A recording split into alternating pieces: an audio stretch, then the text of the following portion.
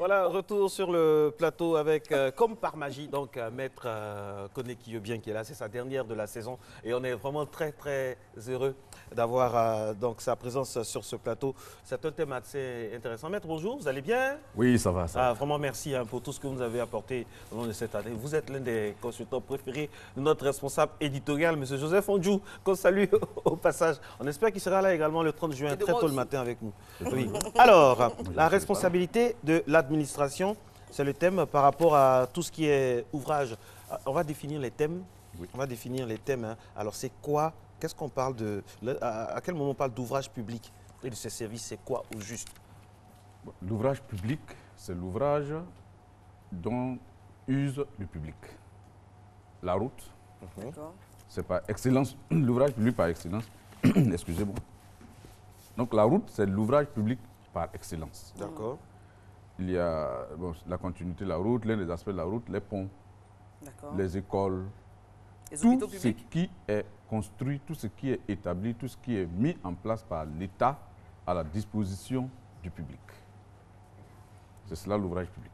D'accord. Mais en général, c'est la route qu'on prend comme ouvrage public par excellence. Bon, il y a le port, il y a tout ce qui concourt à permettre à l'État de rendre service, de permettre à la population, de permettre au peuple d'être à l'aise, de pouvoir user de tout ce qui est à sa disposition. C'est ça l'ouvrage public. Toujours dans l'explication des termes, publics, voilà justement. Voilà, les services publics hospitaliers, les services publics de police, les services des postes, tout ce qui est fonction publique. Bon, quand je dis fonction publique, tout ce qui est mis à la disposition de l'État, tout ce que l'État met à la disposition de la population et qui est animé par des agents publics. Bon, qui peuvent être des agents contractuels aussi, qui peuvent être des agents privés temporairement utilisés pour l'animation du service public. Mais en principe, quand on parle en droit administratif du service public, très souvent sautent aux yeux les hôpitaux, les services de police, les services des postes, les services autres que ceux que j'ai cités, mais qui concourent, qui permettent à l'État, à l'administration, d'exécuter ses missions. D'accord. Alors, qu'est-ce qu'on entend par responsabilité de l'administration? Bon, la responsabilité de l'administration, c'est laquelle? Je viens de citer les ouvrages publics, je viens de citer les services publics. Bon, je vais faire un aperçu de ces éléments-là. Si il est permis à l'État, il est permis à l'administration de mettre en place des systèmes pour pouvoir permettre à la population d'être à l'aise, de pouvoir permettre à la population de recevoir des services, il est aussi à l'inverse institué ce qu'on appelle la responsabilité administrative. C'est-à-dire lorsque ces services fonctionnent mal, lorsque les agents de ces services travaillent mal, ou lorsque l'ouvrage public cause un dommage à l'usager, ou à un tiers, ou à quiconque y est, cela amène l'État à pouvoir à réparer le préjudice que la personne subit.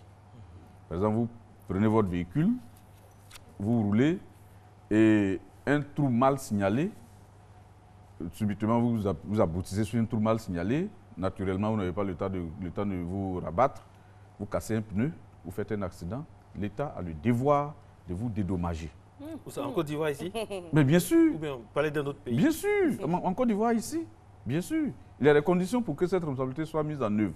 C'est comme un soir, je venais, je vois devant moi quelqu'un qui a encastré sa voiture carrément dans un tas de sable qui n'avait pas été signalé. Ça, c'est un cas typique de responsabilité administrative. Un tas de sable en pleine chaussée, non signalé. C'est un cas typique de responsabilité administrative. On n'a que ça. Nos voies sont pleines de trous qui ne sont... Vous parlez de mal signalés. Ils ne sont même pas signalés. Mais justement... Il y a des trous partout, il y a des travaux partout. S'il y a des travaux partout, ça veut dire que l'État entretient ses routes. Il y a des travaux, mais souvent qui ne sont pas signalés. En général, on voit les travaux, en principe, il y a des conditions. Lorsqu'on parle de ces choses à la RTI ou quelque part ailleurs, on a l'impression qu'on vous regarde d'une autre façon, on pense que vous parlez de quelque chose d'inexistant. Mais c'est des choses qui existent dans nos textes. La jurisprudence administrative est foisonnante en la matière. Lorsque vous prendrez les archives de la Chambre administrative de la Cour suprême, vous verrez plusieurs arrêts rendus par la Cour dans ce sens. Mais combien de personnes vont consulter ces documents? On n'a pas l'information. Aujourd'hui, vous entrez à l'hôpital. Vous êtes allé pour une toux sèche ou bien vous êtes allé pour une égratignure. Bon, quand il dit égratignure, c'est pour l'égratignure, la soigne à la maison. Vous allez pour une maladie spécifique, vous ressortez avec une maladie plus grave. Qu'on appelle maladie nosocomiale. Certainement, ça peut être une maladie nosocomiale ou ça peut être autre chose, ça peut être, par exemple, même des piqûres d'insectes qui vous rendent encore plus malade. Et vous entrez avec, vous avez mal à l'oreille. En sortant, vous avez un palu et il est prouvé que le palu a été contracté à l'hôpital. En ce moment, vous pouvez engager la responsabilité du service qui a été fait. Ou bien un malade à l'hôpital qui est mal soigné ou dont le diagnostic est mal posé. Bon, là encore, on va nous dire que sur le plan scientifique, on aura des discussions à faire, mais il s'avère que les arrêts qui ont été rendus ici, en Côte d'Ivoire, où un chef de service hospitalier appelé au chevet d'un malade dont le cas commençait à s'empirer, qui a pris tout son temps pour se déplacer, mais là, il a été condamné en même temps que l'État a dédommagé la famille de ce malade-là. Bon, de ce malade, quand le malade est sorti, il a signalé, il a fait tout ce qu'il pouvait. Et cela a conduit à la responsabilité de l'administration. Maître, ce que vous dites là, actuellement, là, je suis sûr que 75 ou voire 80% des personnes qui nous regardent ne sont pas informées. Je me rappelle même de la présence d'ici de monsieur le procureur. J'ai eu à lui poser la question sur cet état de fait. Beaucoup d'Ivoiriens ne savent pas. Et quand ça se passe comme ça, qui est-ce qu'on saisit? Comment ça se passe? Parce que c'est trop légion, que ce soit au niveau des routes, quand ce n'est pas les trous inattendus. Bon, c'est des canaries aussi qu'on laisse à tout moment. Et ça aussi, ça crée des accidents. Bon, j'en sais quelque chose. Vous parlez de canaries qui créent des accidents. Mais oui, il faut une police. Non, laissez-moi finir une minute. Non, parce que je parle de ça parce que j'estime que avec les ouvrages publics, l'État a le devoir de garder, de surveiller. Il faut qu'une police des routes. Parce que ce n'est pas normal que dans un pays normal, il y ait par exemple à chaque coin de rue, pour ceux qui viennent par exemple tôt le matin, qui viennent en plein, il y a des canaries à tout. Il faut une police pour non seulement pour poursuivre ça. Donc s'il y a des accidents qui arrivent, comme ça a failli être le cas il n'y a pas longtemps pour quelqu'un qui venait faire son émission le matin, il faut quand même situer les responsabilités. Non, ce qu'il faut que je dise, c'est que la responsabilité pour l'ouvrage public, c'est la responsabilité la plus grave pour l'État. Parce que contrairement aux autres cas de responsabilité où la personne doit prouver la faute de l'administration dans certains domaines, dans le cas des travaux publics, des ouvrages publics, il appartient à l'État plutôt de prouver que l'ouvrage a été bien entretenu. Vous voyez, la charge de la preuve est renversée. Par exemple, aujourd'hui, vous partez marcher, vous manifestez bruyamment, on envoie la police, vous gazez. S'il s'avère qu'un policier était particulièrement zélé et qu'il vous frappe au-delà de ce qui était nécessaire au maintien de l'ordre, vous pouvez engager la responsabilité de l'État de faire de ses services de police. Et si on découvre que ce policier a pu poser des actes au-delà de ce qui était nécessaire, en ce moment-là, l'État peut se retourner contre lui. Tout dernièrement, à Bassam, il y a eu un séminaire où l'agent judiciaire du Trésor est venu et a expliqué que la faute des agents aujourd'hui déjoue parfois les prédictions budgétaires. La faute des agents déjoue parfois aussi le bilan budgétaire de l'État. Donc, l'État très souvent dédommageait, mais ne se retournait pas contre ses agents. Et elle a menacé, elle a dit que désormais, la loi sera appliquée dans toute sa rigueur. Un agent qui cause une faute personnelle dans le service, ou en dehors du service, avec un lien avec le service, avec un moyen de service, s'il s'avère que l'État est condamné à payer des dommages intérêts, l'État payera, mais cette fois-ci, l'État ne laissera plus les choses se faire de façon sans recours. Il est permis à l'État de faire une action récursoire contre l'agent fautif, s'il s'avère que la faute est caractérisée. Mais comme vous le disiez, qui on doit saisir? En Côte d'Ivoire, on a un seul ordre de juridiction, c'est le juge civil. Le juge civil qu'on saisit pour demander le dédommagement, pour demander la réparation. Alors, maître, à vous écouter, hein, je pense qu'on serait tous en procès parce qu'on a tous eu une fois à subir les dommages de ces ouvrages publics-là. Vous parlez déjà pour parler d'ouvrages publics sur les routes qui sont en très très mauvais état. Alors, les habitants de Koumassi, je pense qu'ils seront tous en procès contre l'État. De tous ces quartiers-là qui ne sont pas, les voies qui ne sont pas assainies régulièrement. À Koumassi, si vous parlez de... Je vais finir. Oui.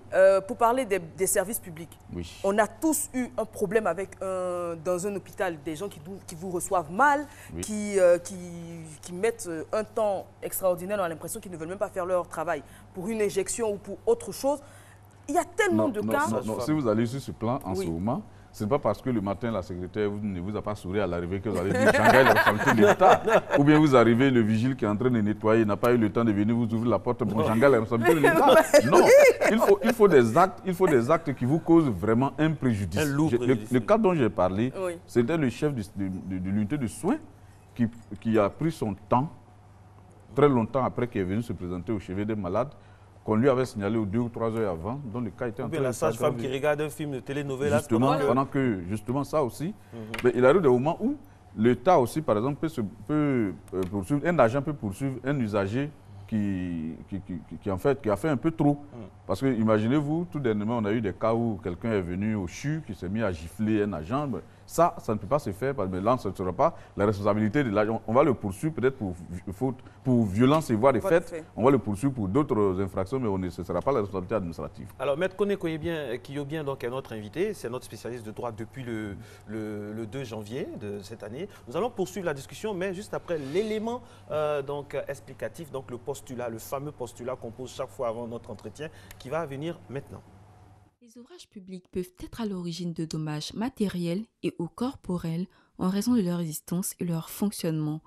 C'est ce qui arrive bien souvent et les routes endommagées sont en première ligne. Alors, quand les nombreux nids de poules qui jalonnent nos rues posent des soucis, difficile de savoir à qui se plaindre. Je partais un jour en voyage et puis la route n'était pas assez formidable. Je suis rentrée dans un trou. Je n'ai pas pu effectuer le voyage ce jour. J'étais obligée d'appeler un mécanicien pour venir me dépanner.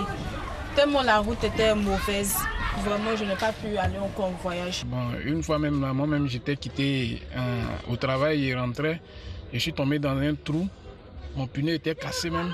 J'ai eu la chance même, je ne suis pas rentré en route pour causer des dégâts à certaines personnes. Et j'étais seul, je n'arrivais même pas à trouver un secours parce que ce jour-là même, j'avais laissé, puisqu'il y avait percé un autre pneu, j'ai laissé chez le vulgarisateur et la nuit m'a pris. Voiture endommagée suite au mauvais état de la route. À qui la faute? Ajouté à ces interrogations, il y a aussi les erreurs médicales où aucun dédommagement n'est prévu. Et c'est la mort dans l'âme que les parents des malades sont obligés d'assister, souvent au décès ou à la souffrance de leurs proches. Une fois, je suis allé à l'hôpital avec mon neveu.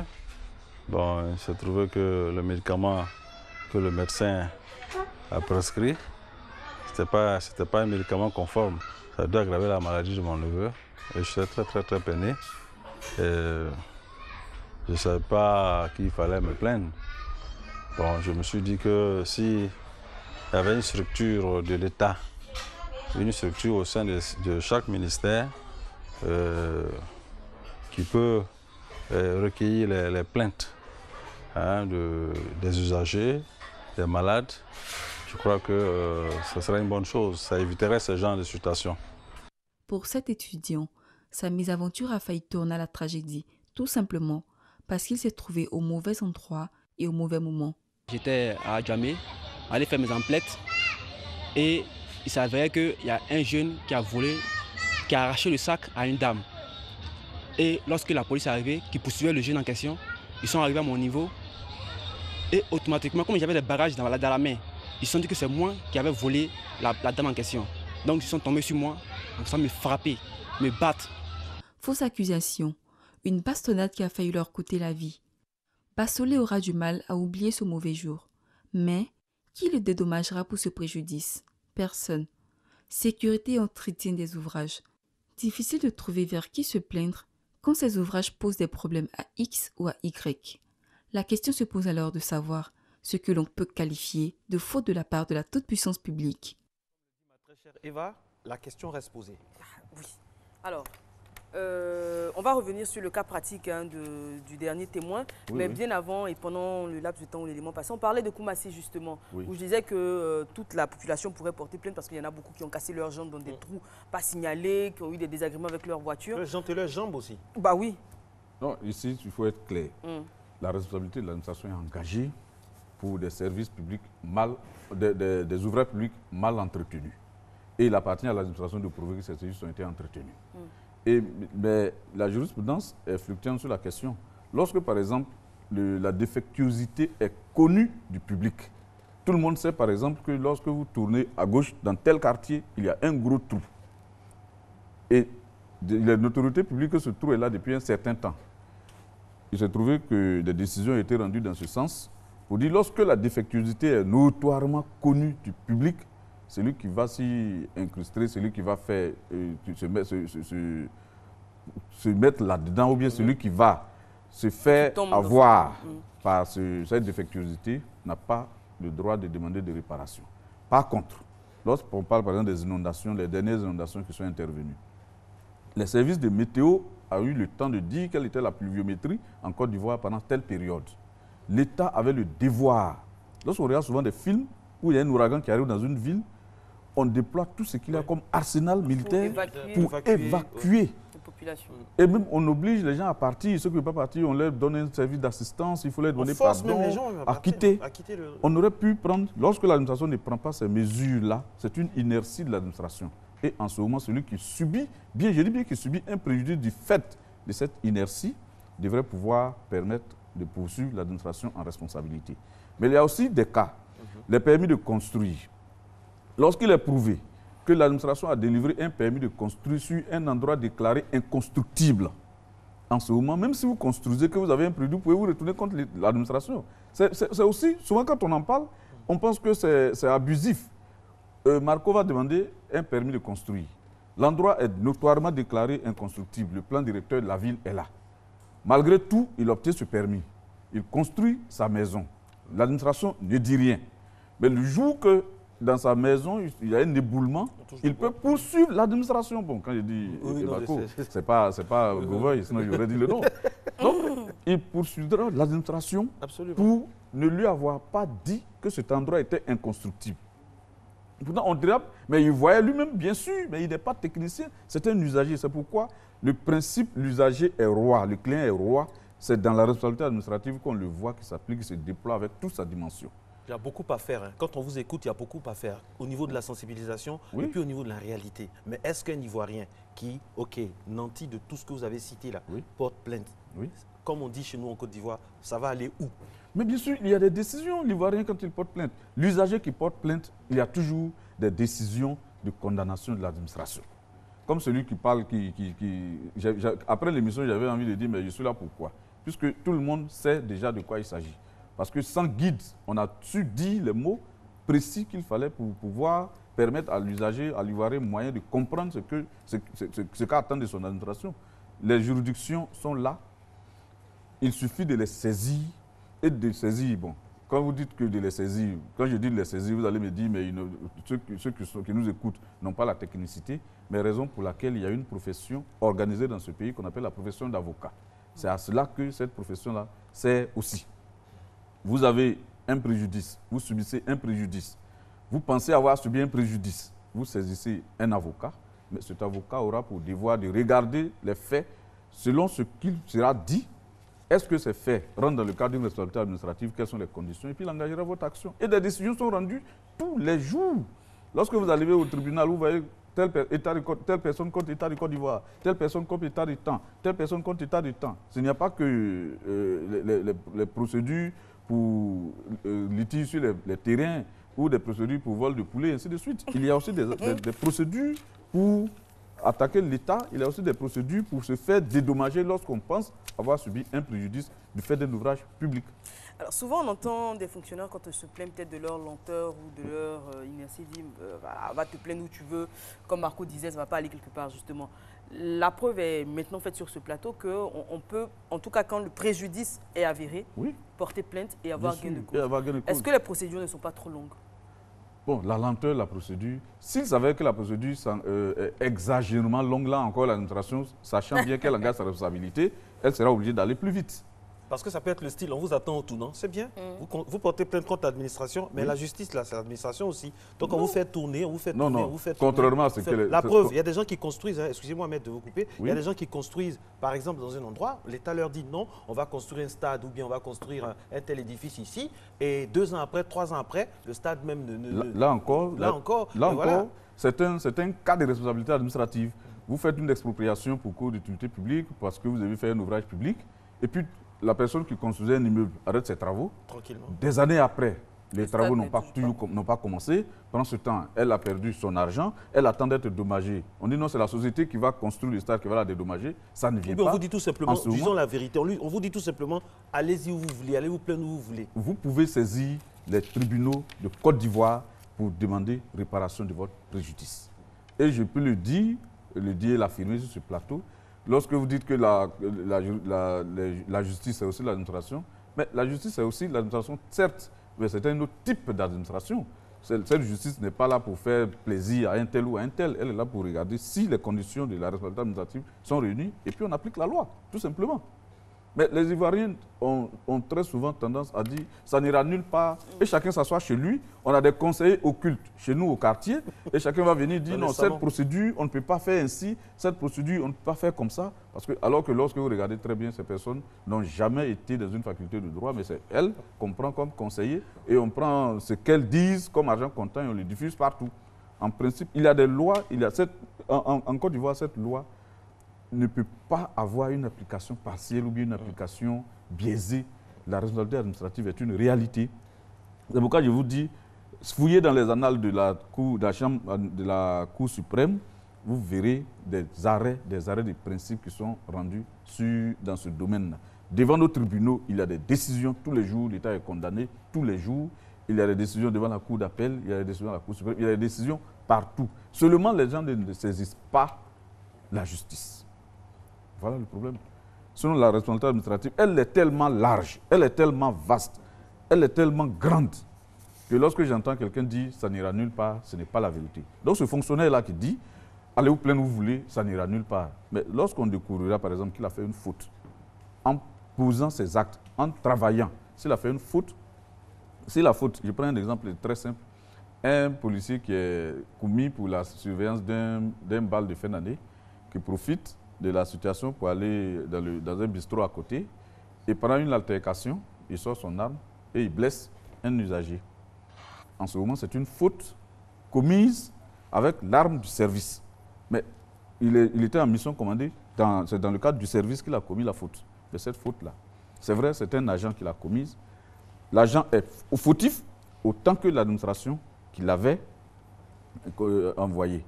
En ce moment, on poursuivra l'État et l'agent, ou bien l'agent seul, vous pouvez choisir de poursuivre l'agent seul, mais si l'agent n'est pas, pour vous, l'agent n'est pas solvable, si on condamne à payer des centaines de millions, mieux vaut saisir et poursuivre l'État, et en ce moment, l'État va se retourner contre son agent. Ou bien un vigile qui est commis à la surveillance d'une administration publique, il est aussi fonctionnaire, pour pouvoir demander à quelqu'un de ne pas y mettre les pieds, il le boxe.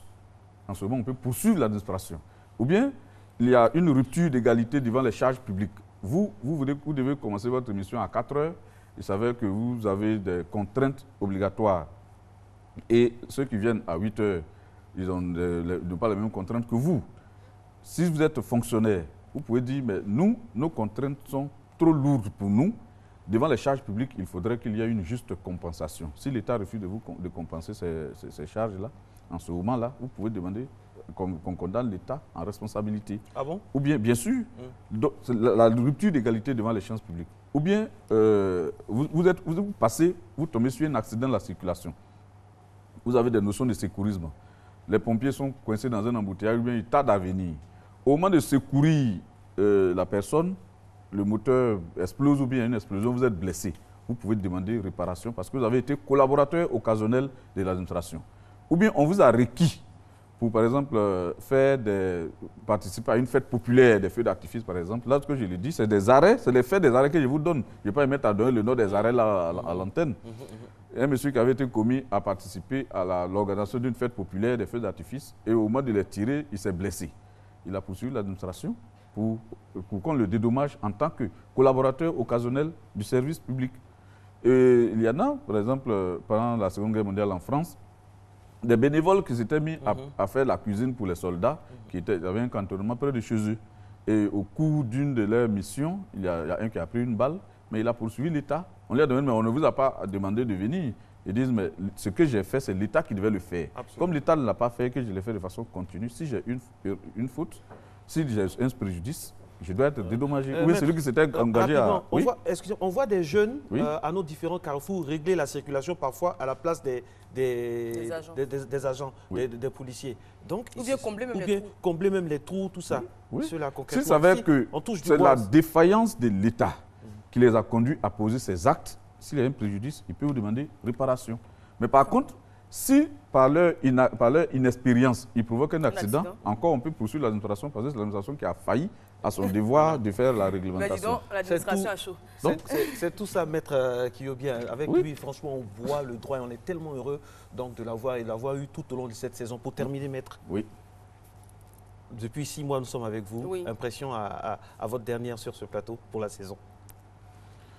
Les impressions, mais là, vous me prenez au mot. Oui, c'était le but, justement. Elles sont tout simplement bonnes. Merci, maître. Merci à vous d'être resté dans notre compagnie. Cette émission s'achève ici avec le beau sourire et la belle voix de cette jeune dame. Oui, c'est moi. Merci, maître. Ça a été un plaisir de vous avoir, Marco. Alors là, vous faites un compliment et derrière, vous me taclez. Ça a été un plaisir de vous avoir pendant toute cette saison-là. On espère vous retrouver la saison prochaine. Merci. Bonnes vacances à vous. Tous nos chroniqueurs qui se sont succédés aujourd'hui, notamment Lord Miliane. Bon, Lassine Ouattara, il est de la maison, donc on ne le remercie pas. Il est avec nous jusqu'à vendredi. Et vous également, je vous rappelle que vendredi, ce sera la dernière de la saison. Soyez là à partir de 5h55, de grandes choses vous attendent.